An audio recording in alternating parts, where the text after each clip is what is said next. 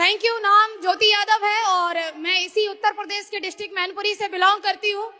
यह बिजनेस मैंने भी शुरुआत किया है स्टूडेंट रहते हुए, पढ़ाई करते हुए।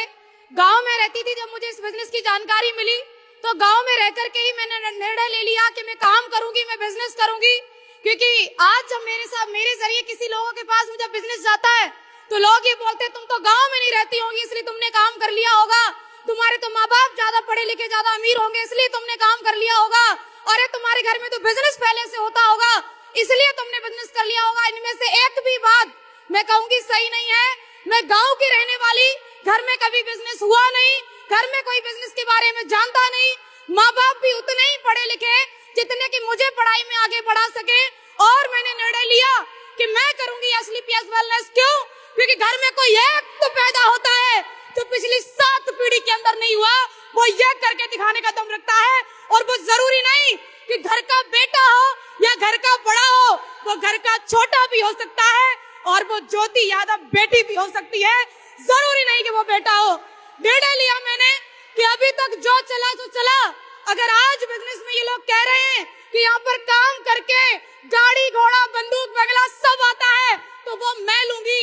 निर्णय लिया मैंने इस बात के लिए कि अगर ये लोग कह रहे हैं कि आयुर्वेद इतना पावरफुल है कि लोगों की बीमारियों को जड़ से खत्म करता है तो मैं लूंगी मेरी मम्मी का इलाज और मेरी मम्मी को मैं ठीक करूंगी।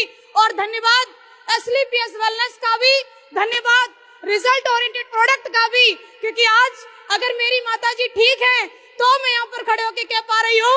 हुई 1 से लेकर के 10वां रैंक प्राप्त कर चुकी हूँ, ब्रॉन्ज से लेकर के डायमंड बनते बनते 2500 की इनकम को 17,40,000 में कन्वर्ट कर चुकी हूँ।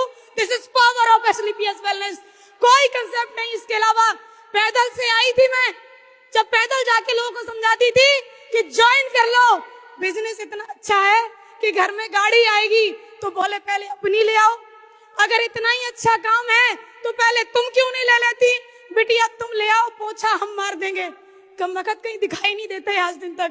पिछले 2.5 साल से मैं पहले 2.5 साल पहले कार परचेज करी, मेरी बिजनेस कार 14 लाख रुपए की किया सोनेट। मैं ढूंढी कि कहीं तो मिल जाए, पोछा नहीं मरवा लिया तो हीर की औलाद नहीं, पोछा तो मरवा लूंगी, नहीं मिले वो। और 14 लाख की कार के पीछे बोलते थे अरे ये ले आई हो, कौन सी बड़ी बात है।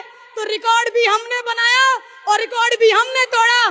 तहसील की पहली लड़की बनी थी जिसके पास खुद की कमाई की कार थी और जिले की पहली बेटी बनी हूँ जिसके पास 60 लाख की ऑडियो 4 है।